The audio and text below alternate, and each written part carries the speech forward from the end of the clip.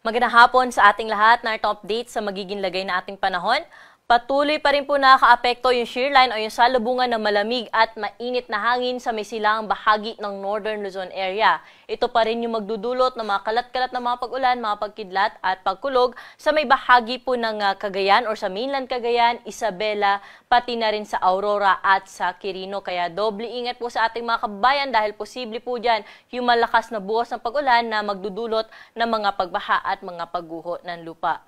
Yung amihan naman nakaka-apekto sa ibang bahagi pa po ng Northern Luzon, ngunit maulap na kalangitan din po yung dala nito, lalo na sa bahagi ng Cordillera Administrative Region at sa nalalabing bahagi pa ng Cagayan Valley. At may mga pag-ambon naman po tayo inaasahan sa bahagi ng Ilocos Region, dala po ito ng amihan. Dito naman po sa may silangang bahagi ng ating bansa, ang easterlies po yung dominante ng weather system, lalo na dito sa may Southern Luzon, Visayas at Mindanao, na kung saan inaasahan rin po natin na magdadala ito na may hina hanggang sa katamtaman kung minsan ay malakas na bugso ng pag-ulan sa bahagi po ng Visayas, lalo na po dito sa may Eastern Visayas, no? At sa bahagi po ng Caraga, Northern Mindanao at sa may Zamboanga Peninsula. Dito rin po sa bahagi ng Palawan, may mga pag-ulan din po tayo inaasahan ngayong araw, dala po ng easterlies at sa bahagi po ng Romblon. Sa mga areas po na yan ay pinag-iingat natin yung ating mga kababayan dahil may mga tsansa nga po na malalakas ang bugso ng mga pag-ulan. Sa kasalukuyan, wala naman po tayo minomonitor na low pressure area o bagyo na posible pong makaapekto sa ating bansa. Para po sa magiging lagay na ating panahon bukas, dahil sa epekto ng shear line, ito pong bahagi ng Aurora, Quezon, pati na rin ang Bicol Region ay makakaranas po na maghapong maulap na kalangitan na may kalat-kalat na mga pag-ulan, mga pagkidlat at pagkulog. At sa may bahagi po ng Cagayan Valley or particular na sa may mainland Cagayan, pati na rin po sa Isabela, inaasahan din po natin ang makulimlim na panahon, ganun din sa bahagi po ng Cordillera Administrative Region.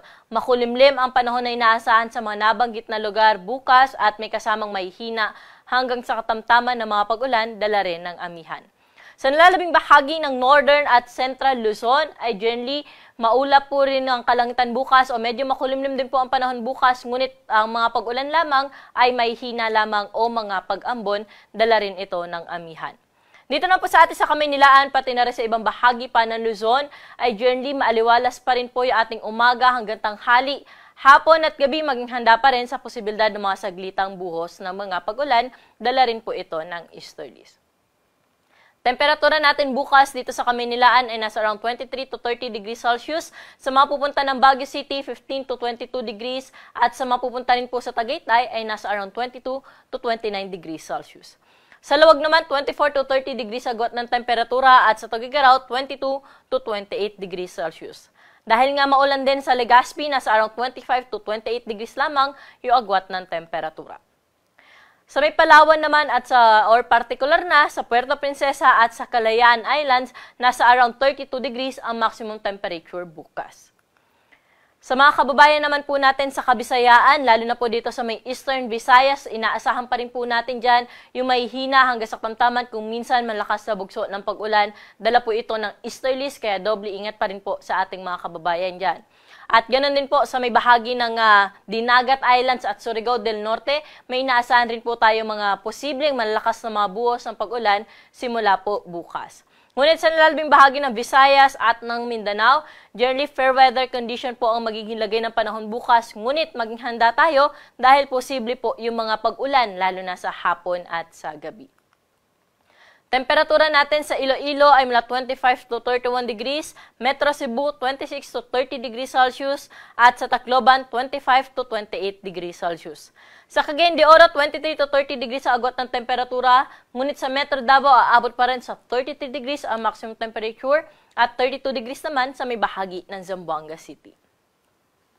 Kaugnay nga po ng shear line, pati na rin po ng easterlies, meron po tayong nilabas na weather advisory. So yun, dahil po sa shear line, ito pong bahagi ng Isabela ay inaasahan natin na makakaranas po ng heavy to intense na mga pag-ulan ngayong hapon po hanggang bukas ng hapon.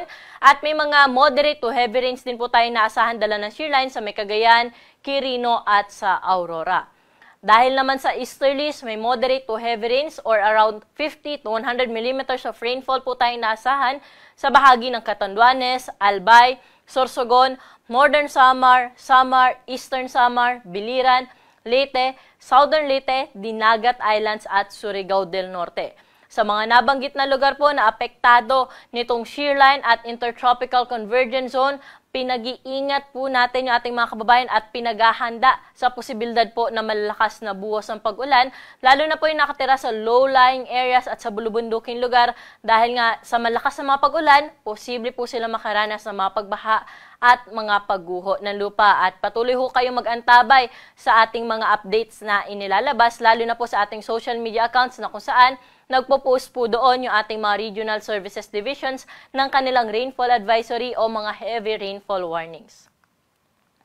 Pagdating naman po ng Huwebes ng hapon hanggang Biyernes ng hapon or bukas ng hapon hanggang Friday ng hapon, ito pong bahagi po ng Isabela, Aurora, Quezon, Camarines Norte o halos buong bahagi po ng Bicol Region, Marinduque, Oriental Mindoro at buong bahagi rin po ng Eastern Visayas, Dinagat Islands at Surigao del Norte ay makakaranas pa rin po ng moderate to heavy na mga pag-ulan. Kaya po pinag-iingat pa rin po natin yung ating mga kababayan sa mga nabanggit na lugar. Ganun din po pagdating ng Biyernes ng hapon hanggang Sabado ng hapon, bagamat mas kakaunti na po yung mga pag-ulan na inaasahan natin o mas bawas na po yung mga areas na makakaranas ng mga pag-ulan na dala ng shear line, ay inaasahan pa rin po natin ang moderate to heavy rains dito po sa may southern part ng Bicol Region, partikular na sa Albay, Sorsogon, Masbate, Catanduanes, buong Eastern Visayas, may moderate to heavy rains pa rin po tayo inaasahan, Dinagat Islands at sa Surigao del Norte. Kaya palagi pong mag-iantabay sa mga update ito pong nabanggit na lugar at makipag-ugnayan po sila sa kanilang lokal na pamahalaan para mapaghandaan po itong mga posibleng malalakas sa mga pag-ulan na mararanasan po nila sa mga susunod na araw.